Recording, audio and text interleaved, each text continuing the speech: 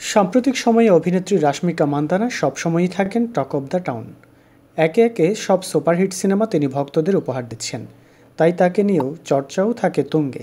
যদিও নিজের ব্যক্তিগত জীবন নিয়ে ততটা খোলাসা করেন না এই অভিনেত্রী, কিন্তু এবার বিয়ের পাত্র হিসেবে কেমন মানুষ পছন্দ তা নিয়ে কথা বলেছেন দক্ষিণী এই অভিনেত্রী। সম্প্রতি এক সাক্ষাৎকারে বিয়ের জন্য কেমন পাত্র চান তা জানিয়েছেন রাশমিকা। আপাতত কাজ নিয়ে থাকতে চাইলেও এই বিষয়টি নিয়ে এবার মুখ খুললেন তিনি।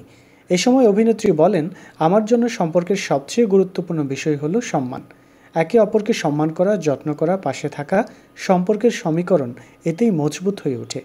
তিনি বলেন, আমার সঙ্গী যেই হবে সে যেন আমায় খুব ভালোবাসে, যত্ন করে, একজন ভালো হৃদয়ের মানুষ হয়। আমি ওই রকমই, তাই আমার সঙ্গীকেও এমনই হতে হবে। আমার মনে হয় আমি যেরকম সঙ্গী ঠিক তার উল্টো হলে আমাদের সম্পর্ক বেশি দিন টিকবে না। রাশমিকা মনে করেন, প্রেমের সম্পর্কে বন্ধুত্ব থাকাটাও জরুরি।